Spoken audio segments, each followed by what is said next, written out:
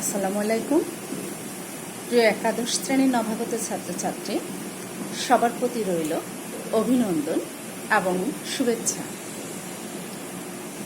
নোয়াপাড়া বিশ্ববিদ্যালয়ে কলেজকে বেছে নিয়ে তোমরা আমাদের প্রাঙ্গণে শিক্ষা গ্রহণে আসার জন্য জানাই ধন্যবাদ। বৈশ্বিক মহামারীতে আজ সবাই কাবু হয়ে আছে, তাই শিক্ষার্থীরা তোমরাও আজ গৃহবন্দী। এমত অবস্থায় যাতে আমাদের শিক্ষার্থীদের পড়াশোনার ব্যাঘাত না হয়, এজন্য আমাদের সম্মানিত অধ্যক্ষ মহোদয় জনাব কপিলউদ্দিন চৌধুরী স্যার অনলাইন ক্লাসের ব্যবস্থা করেছেন। তার জন্য স্যারকে জানাই আন্তরিক অভিনন্দন ও ধন্যবাদ। প্রিয় ছাত্রছাত্রী, আশা করি সবাই ভালো আছো। তোমাদের সর্বাঙ্গীন মঙ্গল কামনায় আমাদের প্রত্যাশা এবং আমাদের প্রত্যয় নতুন ক্লাসে তোমাদের আবারও জানাই স্বাগতম। ক্লাসে আছি আমি শামিমা জেসমিন, প্রভাষক, বাংলা বিভাগ। তোমাদের সঙ্গে হয়তো আজকে এভাবে অনলাইনে ক্লাস হওয়ার কথা ছিল না, হয়তো সরাসরি ক্লাসরুমে বসে সামনাসামনি আমাদের ক্লাস হতো। যদি আজকে এই পরিস্থিতি সৃষ্টি না হতো, কোভিড-19 যদি আজকে পৃথিবীতে না আসতো, হয়তো আমরা সামনাসামনি বসেই ক্লাসের আয়োজন করতাম। এভাবে অনলাইনে হয়তো ক্লাস হতো না। তবুও আমরা সর্বাত্মক চেষ্টা করছি তোমাদের সবার মঙ্গলের জন্য, তোমাদের পড়াশোনা যাতে অব্যাহত থাকে সেই জন্য অনলাইনে ক্লাস নেওয়া। তো আমি তোমাদেরকে বাংলা বিষয়ে ক্লাস নেব, বাংলা বিভাগের। আমি আবার হাতে একটি বই আছে, আমি তোমাদের সুবিধার জন্য বইটি দেখাচ্ছি। সাহিত্য পাঠ এই বইটি। এই সাহিত্য পাঠ এই বইটি কিন্তু এবার নতুন বাজারে এসছে। নতুন এখানে অনেকগুলো গদ্য এবং কবিতা নতুন সংকলিত হয়েছে। গত বছর যে বইটা ছিল, গত বছরের সেই সিলেবাস কিন্তু তোমাদের চেঞ্জ হয়ে গেছে। সে আগের সিলেবাসটা এখন আর নেই বলতে বেশ কয়েকটা অধ্যায় তোমাদের চেঞ্জ হয়েছে, পাল্টে গেছে।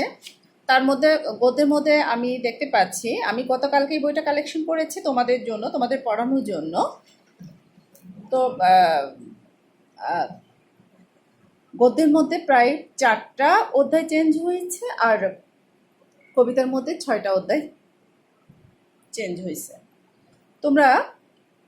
তোমাদের সুবিধার জন্য আমি সেই গদ্যগুলো একবার তোমাদের শোনাচ্ছি। আমাদের এই বইটাতে কিন্তু গদ্যে আছে 30টা, কবিতা আছে 30টা। 30টা গদ্য আছে, 30টা কবিতা আছে, কিন্তু সিলেবাসে অত নেই। সিলেবাসে আছে 12টি গদ্য এবং 12টি কবিতা। 12টি গদ্যের মধ্যে বাংলার নব্য লেখকদিগের প্রতি নিবেদন, সেটি লিখেছেন ঈশ্বরচন্দ্র বিদ্যাসাগর। তারপর রয়েছে অপরিচিতা, লিখেছেন রবীন্দ্রনাথ ঠাকুর। বিলাসী, শরৎচন্দ্র চট্টোপাধ্যায়। গৃহ, বেগম রোকেয়া সাখাওয়াত হোসেন। আহ্বান, বিভূতিভূষণ বন্দ্যোপাধ্যায়। আমার পথ, কাজী নজরুল ইসলাম। মানব কল্যাণ, আবুল ফজল। মাসিপিসি লিখেছেন মানিক বন্দ্যোপাধ্যায়। 52 দিনগুলো লিখেছেন শেখ মুজিবুর রহমান। রেইনকোট, আখতারুজ্জামান ইলিয়াস।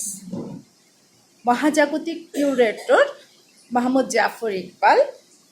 নেকলেস, গীতা মোপাসা। এটি একটি অনুবাদমূলক একটি গল্প, একটি ছোট গল্প। নেকলেস এটি একটি অনুবাদ হয়েছে, এটি বিদেশি একটি গল্প অবলম্বনে। এরপরে আমাদের কবিতায় রয়েছে 12টি। 12টির মধ্যে প্রথম যেই কবিতাটি আছে সেটি হচ্ছে বিভীষণের প্রতি মেঘনাদ। বিভীষণের প্রতি মেঘনাদ লিখেছেন মাইকেল মধুসূদন দত্ত, সোনার তরী রবীন্দ্রনাথ ঠাকুর। বিদ্রোহী কবিতাটি লিখেছেন কাজী নজরুল ইসলাম। প্রতিদান কবিতাটি লিখেছেন কবি জসীমউদ্দিন। সুচেতনা কবি জীবনানন্দ দাশ। তাহারই পরে মনে লিখেছেন কবি সুফিয়া কামাল। পদ্মা লিখেছেন কবি ফারুক আহমেদ। 18 বছর বয়স সুকান্ত ভট্টাচার্য লিখেছেন। ফেব্রুয়ারি 1969 শামসুর রাহমান লিখেছেন। আমি কিংবদন্তির কথা বলছি লিখেছেন আবু জাফর উবাইদুল্লাহ। নুরুল দিনের কথা মনে পড়ে যায় সৈয়দ শামসুল হক লিখেছেন। ছবি লিখেছেন কবি আবু মুস্তাফা কামাল লিখেছেন ছবি। তো আমাদের যে আমরা যে সাহিত্য পড়ব, সাহিত্য কি সেটা একটু জেনে নিব। সাহিত্য হচ্ছে তাহাই মূলত সাহিত্য হচ্ছে সাহিত্যিক যখন আত্মপ্রকাশ করেন, যখন তিনি হয়তো নিজের অন্তর্পুরুষকে প্রকাশ করেন, বা বাহ্য জগতের রূপ রস গন্ধ স্পর্শ শব্দকে আত্মগত অনুভূতি রূপে স্নিগ্ধ করে প্রকাশ করেন, অথবা তাহার ব্যক্তিগত অনুভূতি নিরপেক্ষ বিশ্বজগতের বস্তু সবাকে প্রকাশ করেন। একথায় বলা যায় নিজের কথা, পরের কথা বা বাহ্য জগতের কথা সাহিত্যের মনোবীণায় যে সুরে ঝঙ্কৃত হয় তাহার শিল্পসম্মত প্রকাশ সাহিত্য। তাহলে আমরা কি বুঝলাম? সাহিত্য হচ্ছে সেটাই, সাহিত্যিক যে তার আত্মপ্রকাশ, নিজের যে একটা মনের ভেতরের যে ভাবটা, যে একটা তিনি ভাবছেন, তার ভিতরের ভাবনাটাকে তিনি প্রকাশ করছেন, সেটা তিনি যখন প্রকাশ করেন, হয়তোবা সেটা তার অন্তর্পুরুষ, তার মনের ভিতরের যে একটা পুরুষত্ব, আমিত্ব, যে আমার ভাবনাটা আমিত্ব একটা আছে, সেটাকে তিনি যখন প্রকাশ করেন, সেটাকে তিনি বাইরের জগতের রূপরস স্নিগ্ধ স্পর্শ কি করেন, তিনি রূপরস গন্ধের স্পর্শে সেটা নিজের অনুভূতি দিয়ে, একান্ত অনুভূতি দিয়ে তিনি সেটা স্নিগ্ধ করে প্রকাশ করেন, এবং তাহার ব্যক্তিগত যে তার মনের ভেতরে যে ব্যক্তিগত একটি অনুভূতি থাকে সেটিকে তিনি প্রকাশ করেন, এবং বস্তু জগতে তিনি সেটাকে প্রকাশ করেন। সেটি কিন্তু একটি সাহিত্য। সেটা হতে পারে নিজের কথা, হতে পারে অন্য আরেকজনের কথা, হতে পারে আমার আশেপাশে যা কিছু ঘটছে, নিত্য নৈমিত্তিক যে ব্যাপারগুলো, প্রতিদিনকার যে ব্যাপারগুলো হতে পারে, কিংবা যে বিষয়গুলো সেই সাহিত্যিকের মনের মধ্যে ঝঙ্কৃত হয়, সুরে ঝঙ্কৃত হয়, মনের মনোবীণায় বেজে ওঠে, সেটিকে তিনি শিল্পসম্মত একটি রূপ দিয়ে তিনি কি করেন, প্রকাশ করেন। সেটিই হচ্ছে সাহিত্য। রবীন্দ্রনাথ কিন্তু রবীন্দ্রনাথকে বাদ দিয়ে কিন্তু সাহিত্য সৃষ্টি হতে পারে না। রবীন্দ্রনাথ ছাড়া কিন্তু বাংলা সাহিত্য জগৎ কিন্তু একেবারেই অচল। রবীন্দ্রনাথ কিন্তু যথার্থই সাহিত্যের একটি সংজ্ঞা দিয়েছেন রবীন্দ্রনাথ এইভাবে: অন্তরের জিনিসকে বাহিরের, ভাবের জিনিসকে ভাষা, নিজের জিনিসকে বিশ্ব মানবের, এবং ক্ষণকালের জিনিসকে চিরকালের করিয়া তোলাই হচ্ছে সাহিত্যের কাজ।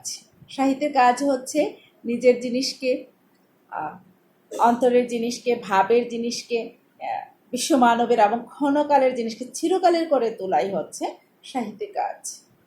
তো রবীন্দ্রনাথের সাহিত্য ভাবনাটা আমরা জানলাম, রবীন্দ্রনাথের সাহিত্য ভাবনা আমরা জানলাম। সাহিত্য তো আসলে একজনের সৃষ্টি না, আম, বাংলা সাহিত্য বিশেষ করে সে 47-এর পর থেকে, দেশ বিভাগের পর থেকে 47-এর পর থেকে আমরা বিভিন্নভাবে বাংলা সাহিত্যের, বাংলা উপন্যাসের ধারা, নাটকের যে সূচনা আমরা এগুলো পেয়ে থাকি। কিন্তু তারও আগে থেকে বাংলা ভাষা তো সৃষ্টি হয়েছে।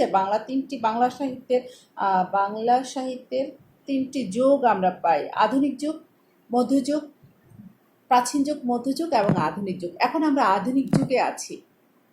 আমাদের আগে, রবীন্দ্রনাথেরও আগে অনেকে সাহিত্য নিয়ে চর্চা করেছেন, সাহিত্য চর্চা করে গেছেন। কিন্তু সার্থক সাহিত্য, সার্থক ছোট গল্পকার, সাহিত্যিক চর্চা, কিংবা কাব্য লেখক, কিংবা আমরা জানি রবীন্দ্রনাথ নোবেল প্রাইজ পেয়েছেন, তাই না, গীতাঞ্জলির জন্য। তো আমরা রবীন্দ্রনাথকে বাদ দিয়ে আমরা সাহিত্য, যেহেতু আমাদের অচল রবীন্দ্রনাথের সাহিত্য ভাবনা, সাহিত্যের সংজ্ঞাটা আমরা জানলাম। আমাদের পাঠ্য বইয়ে আমরা যে 12টা গদ্য এবং 12টা কবিতা পেয়েছি, সেই 12টা গদ্য এবং 12টা কবিতার মধ্যে আমরা প্রবেশ করব। আমাদের প্রথম যে গদ্যটি আমাদের জন্য আমাদের সিলেবাসে অন্তর্ভুক্ত হয়েছে, আশা করি তোমরা এই বইটি সবাই জোগাড় করবে, সবাই কালেকশন করবে, সংগ্রহ করবে, এবং এটি সংগ্রহ করলে তোমরা পড়তে পারবে। পড়া শুরু করে দাও, তাহলে আমরা ফাইনাল এক্সামে একটা ভালো রেজাল্ট পাবো। প্রথম যেটি আছে আমাদের গদ্যের মধ্যে, বাংলার নব্য লেখকদিগের প্রতি নিবেদন, সেটি লিখেছেন বঙ্কিমচন্দ্র চট্টোপাধ্যায়। আমরা বঙ্কিমচন্দ্র চট্টোপাধ্যায় সম্পর্কে একটু পড়ব, বঙ্কিমচন্দ্র চট্টোপাধ্যায় সম্পর্কে একটু জানবো। বঙ্কিমচন্দ্র চট্টোপাধ্যায় 1938 খ্রিস্টাব্দে 26 জুন পশ্চিমবঙ্গের 24 পরগনায় কাঁঠালপাড়া গ্রামে জন্মগ্রহণ করেন। বাংলা ভাষার প্রথম শিল্পসম্মত উপন্যাস কিন্তু তারই উপন্যাস রচনার কৃতিত্ব কিন্তু তারই হাত ধরে বাংলা সাহিত্যের প্রথম সার্থক উপন্যাস রচিত হয়েছে। বঙ্কিমচন্দ্র চট্টোপাধ্যায়। তার পিতা যাদবচন্দ্র চট্টোপাধ্যায়, তিনি কিন্তু ডেপুটি কালেক্টর ছিলেন। যাদবচন্দ্র চট্টোপাধ্যায় ছিলেন ডেপুটি কালেক্টর, বঙ্কিমচন্দ্র চট্টোপাধ্যায়ের পিতা। 1858 খ্রিস্টাব্দে কলকাতা বিশ্ববিদ্যালয়ের অধীনে বিএ পরীক্ষা উত্তীর্ণ প্রথম স্নাতকোত্তরদের মধ্যে তিনি একজন। তিনি বঙ্কিমচন্দ্র চট্টোপাধ্যায়। 1858 খ্রিস্টাব্দে তিনি প্রথম স্নাতকদের মধ্যে, তিনি প্রথম স্নাতকোত্তর, তিনিও একজন। পেশাগত জীবনে তিনি ছিলেন ম্যাজিস্ট্রেট। এই চাকরি সূত্রে খুলনার ম্যাজিস্ট্রেট হিসেবে যোগদান করেন তিনি। তিনি নীলকরদের অত্যাচার দমন করেন। দায়িত্ব পালনে তিনি ছিলেন নিষ্ঠাবান, যুগ বিচারক হিসেবে তার খ্যাতি ছিল। বাংলা সাহিত্য চর্চায় অসাধারণ সাফল্য অর্জন করেছিলেন তিনি। বাংলা সাহিত্য চর্চা করেছেন, চাকরি করেছেন, ম্যাজিস্ট্রেট ছিলেন। খুলনায় তার চাকরিস্থল ছিল, সেখানে তিনি চাকরি করতে গিয়ে নীলকরদের দমন করেছেন, নীলকরদের অত্যাচার থেকে মুক্ত করেছেন, এবং এই দায়িত্ব তিনি পালন করেছেন, ম্যাজিস্ট্রেট হিসেবে দায়িত্ব পালন করেছেন তিনি নিষ্ঠার সঙ্গে, যোগ্য বিচারক হিসেবে, এবং তার খ্যাতিও ছিল, তিনি খ্যাতি অর্জন করেছেন এসব করতে গিয়ে। উপন্যাস ও প্রবন্ধ রচনার বাইরে বঙ্গদর্শন 1872 খ্রিস্টাব্দে সেটি একটি পত্রিকা, বঙ্গদর্শন একটি পত্রিকা, 1872 খ্রিস্টাব্দে তিনি সেটি সম্পাদনা করেন এবং এটি ছিল তার একটি অন্যতম কীর্তি। সম্পাদনা করেন, প্রকাশ করেন। এই বঙ্গদর্শন পত্রিকার সম্পাদনা কীর্তি ছিল তার একটি অন্যতম কীর্তি। 1852 খ্রিস্টাব্দে সংবাদ বানানটা কিন্তু দন্তসময় সংযুক্ত ব আকার দ, সংবাদ প্রভাকর পত্রিকায় কবিতা প্রকাশের মাধ্যমে তার সাহিত্য চর্চা শুরু। বঙ্কিমচন্দ্রের গ্রন্থ সংখ্যা 34টি, তিনি গ্রন্থ লিখেছেন এবং এই গ্রন্থের সংখ্যা কিন্তু 34টি, তিনি 34টি গ্রন্থ লিখেছেন। তার রচিত প্রথম উপন্যাস দুর্গেশ নন্দিনী। তার অন্যান্য উল্লেখযোগ্য উপন্যাস হল কপালকুণ্ডলা, মৃণালিনী, বৃষবৃক্ষ, কৃষ্ণকান্তি রুইল, চন্দ্রশেখর, আনন্দমঠ, দেবী চৌধুরানী, রাজসিংহ, সীতারাম। রাজমোহন ওয়াইফ নামে একটি ইংরেজি উপন্যাসও তিনি রচনা করেছেন। বঙ্কিমচন্দ্র ধর্ম, দর্শন, সাহিত্য, ভাষা ও সমাজ বিষয়ক অনেক প্রবন্ধ রচনা করেছেন। লোক রহস্য, বিজ্ঞান রহস্য, এইগুলো একটি একটি গ্রন্থের নাম কিন্তু। লোক রহস্য, বিজ্ঞান রহস্য, কমলাকান্তি দত্ত, সাম্য, কৃষ্ণচরিত্র, বিবিধ প্রবন্ধ, বিবিধ প্রবন্ধ একটি বইয়ের নাম, বিবিধ প্রবন্ধ ইত্যাদি তার গদ্যগ্রন্থ। এগুলো হচ্ছে তার গদ্যগ্রন্থ। বাংলা সাহিত্যে অসামান্য অবদানের জন্য তিনি সাহিত্য সম্রাট উপাধিতে ভূষিত হন। এই বাংলা সাহিত্যে তিনি তার অবদান ছিল অসাধারণ, মানে এই জন্য বাংলা সাহিত্যে কিন্তু তাকে সাহিত্য সম্রাট বা বাংলার স্কট বলা হয়, তাকে সাহিত্য সম্রাট উপাধিতে তাকে ভূষিত করা হয়। বঙ্কিমচন্দ্র 1894 খ্রিস্টাব্দের 8ই এপ্রিল কলকাতায় মৃত্যুবরণ করেন। কলকাতায় তিনি মৃত্যুবরণ করেন 8ই এপ্রিল। জন্মগ্রহণ করেন পশ্চিমবঙ্গের 24 পরগনায় 1828 খ্রিস্টাব্দের 26 জুন। তার সার্থক উপন্যাস, প্রথম উপন্যাস দুর্গেশ নন্দিনী।